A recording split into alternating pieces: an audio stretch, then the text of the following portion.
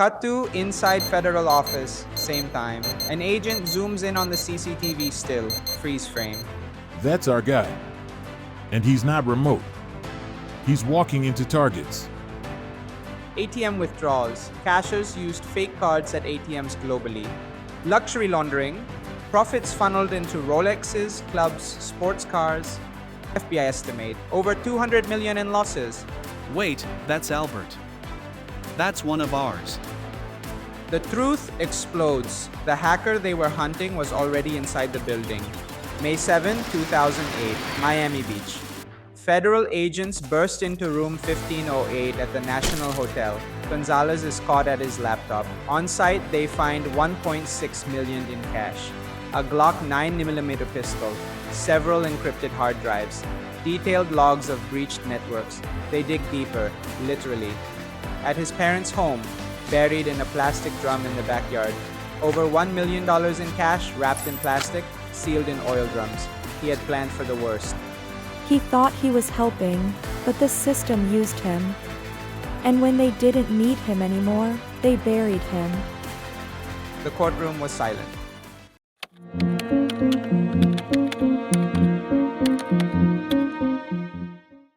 This story is based on real-world events and cybersecurity reports. Certain names and details have been changed for privacy. Any resemblance to actual persons is purely coincidental. Inside Dave & Buster's, night. A janitor wheels a mop bucket past the quiet terminal. Unnoticed in the corner, a man in a black hoodie plugs a USB into the point-of-sale computer. Installing payload. Cut to inside federal office, same time. An agent zooms in on the CCTV still, freeze frame. Agent 1. That's our guy. And he's not remote. He's walking into targets. But how? Gonzalez is still helping us.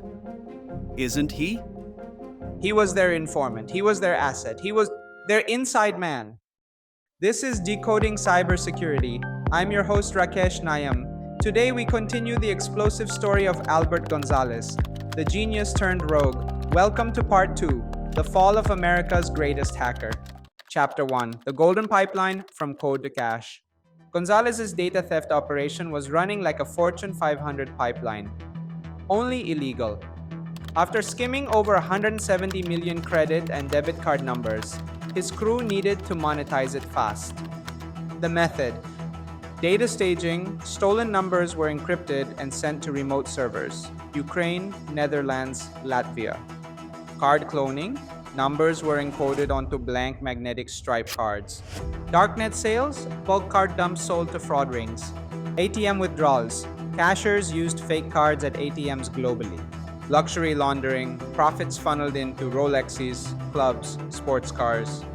FBI estimate over $200 million in losses. But for Gonzalez, money wasn't the only reward.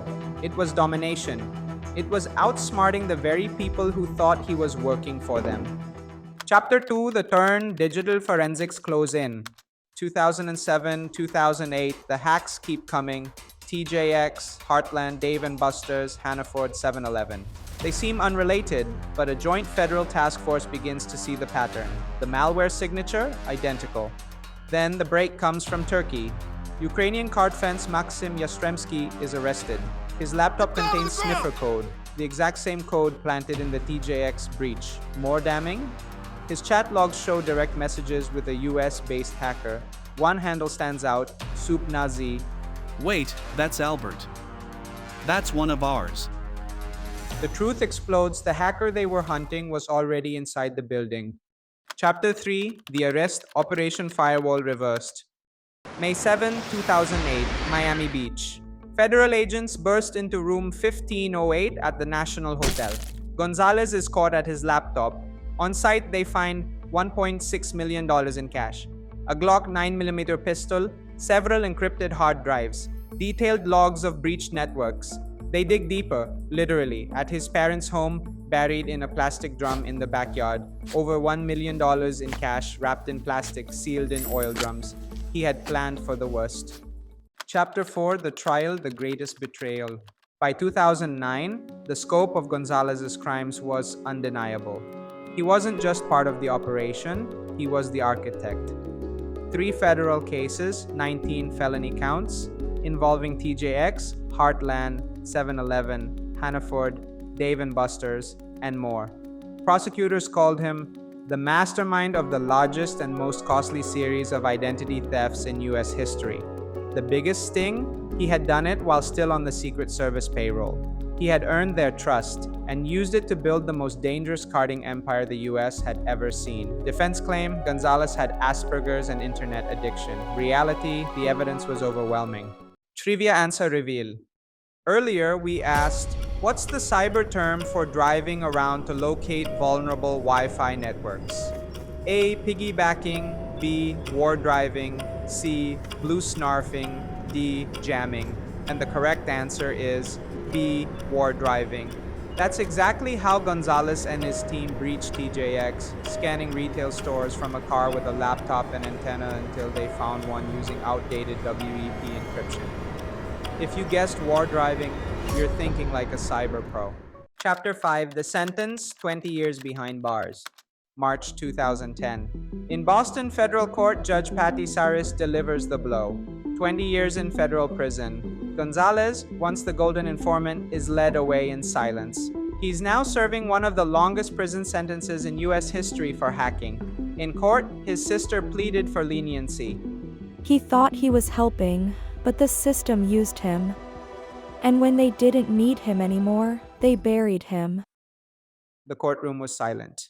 Chapter 6, The Cyber Pro Breakdown, Don't Be the Next Victim. Albert Gonzalez exploited the gaps between systems, teams, and trust. Here's how modern defenders can stay ahead of the next Gonzalez.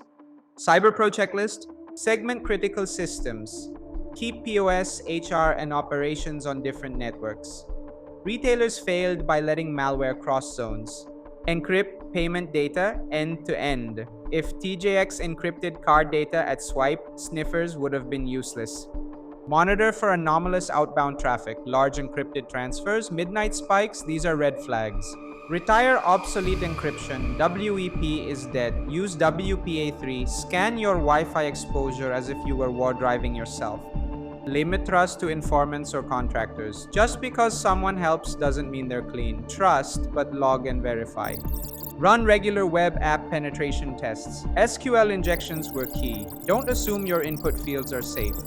Deploy endpoint detection on PAWS devices. Your cash register shouldn't be communicating with Latvia at 3 a.m.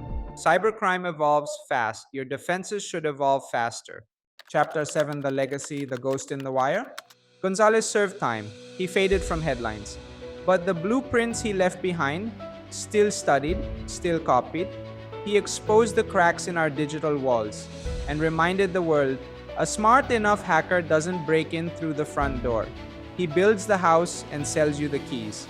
If this 2-part saga had you hooked, hit subscribe and check out our playlist of real cybercrime stories, from insider threats to international ransomware rings. And remember, in cyber defense, it's not just about stopping the next hack.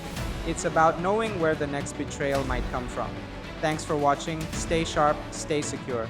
I'm Rakesh Nayam, and this was Decoding Cybersecurity.